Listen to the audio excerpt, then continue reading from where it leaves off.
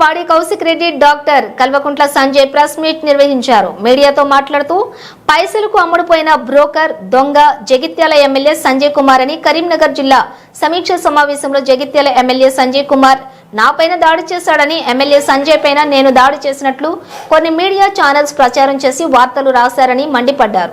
కరీంనగర్ జిల్లా సమీక్ష సమావేశంలో వాస్తవాలను చూపించేందుకు ఈ రోజు మీడియా సమావేశం ఏర్పాటు చేశాను. మా నియోజకవర్గంలో రైతు రుణమాఫీ జరగలేదని సమీక్ష సమావేశంలో ప్రశ్నించాను.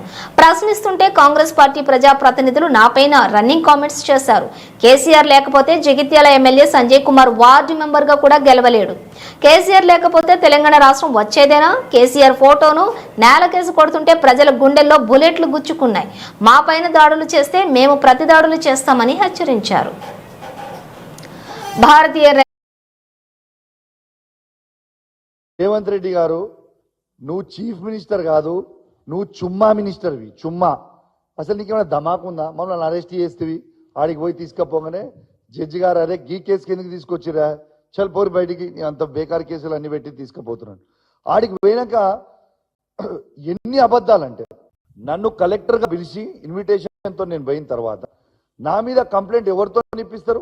కరీంనగర్ ఆర్డీఓతో నా మీద పిటిషన్ ఇప్పిస్తారు. నేను ఛాలెంజ్ కడుతున్నా. అసలు కరీంనగర్ ఆర్డీఓ గారు ఎట్లుంటారో కూడా నాకు తెలియదు. నా జీవితంలో నేను ఆర్డీఓ గారితో నేను మాట్లాడలే. ఆ ఆర్డీఓ గారు అంట నేను వాళ్ళను ఆయన డ్యూటీస్ ని అబ్స్ట్రక్ట్ చేసిన అని చెప్పి నా మీద కంప్లైంట్ ఇచ్చే. నీకు భయపడే ప్రసక్తే ఉండదు. ఇది కేసీఆర్ గారు ట్రైనింగ్ ఇచ్చిన బిడ్డరా కౌశిక్ రెడ్డి అంటే రేవంత్ రెడ్డి, గుర్తుపెట్టి. కొన్ని మీడియా ఛానల్స్ లో, యూట్యూబ్ ఛానల్స్ లో చూస్తా ఉన్నాను, యావత్ తెలంగాణ ప్రజలకి తప్పుడు సమాచారం ఇస్తా ఉన్నారు. తప్పుడు సమాచారం పోతా ఉంది. ఏమని పోతా ఉంది? కౌశిక్ రెడ్డి సంజయ్ మీద దాడి చేసి అని పోతా ఉంది. ఫస్ట్ నేను క్లారిటీ ఇవ్వదలుచుకున్నా, సంజయ్ నా మీద దాడి చేసిండు తప్పితే నేను సంజయ్ మీద దాడి చెయ్యలేదు.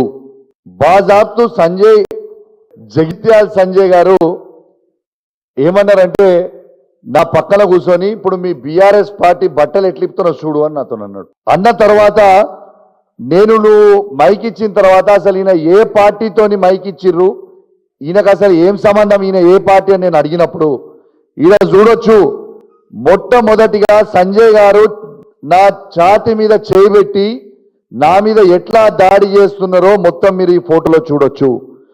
ఏ విధంగా డాక్టర్ సంజయ్ జగిత్యాల నా మీద దాడి చేసిండ్రో, కాంగ్రెస్ పార్టీ శాసనసభ్యులు ఏ విధంగా నాపై దాడి చేసిండ్రో, స్వయంగా మంత్రి శ్రీధర్ బాబు గారు ఏ విధంగా నన్ను ఏలు చూపించి బెదిరిస్తుండో, మరియు అక్కడ ఉన్న ముగ్గురు మంత్రుల ఆదేశాల మేరకు పోలీసు వాళ్ళు ఏ విధంగా నా మీద దాడి చేసిండ్రో, మొత్తము తెలంగాణలో ఉన్న ప్రతి పౌరుడు ఏ విధంగా ఈ కాంగ్రెస్ ప్రభుత్వం, కాంగ్రెస్ మంత్రులు, కాంగ్రెస్ ఎమ్మెల్యేలు ఇలా వాళ్ళ ఆదేశాల మేరకు పోలీసులు ఏ విధంగా రౌడీలాగా బిహేవ్ చేస్తున్నారో ఒక్కసారి ఆ వీడియో క్లిప్ ద్వారా నేను ఏ విధంగా కింది గారు వారి 6 గ్యారెంటీలో పెట్టిర్రు. మీరు ₹1 మీరు ప్రభుత్వానికి వచ్చి సంవత్సరం 2 నెలలు అవుతుంది, కానీ మీరు ₹1 కూడా మీరు ఇప్పటిదాకా రైతు అకౌంట్లో డబ్బులు వెయ్యలేదు అని నేను అడిగిన.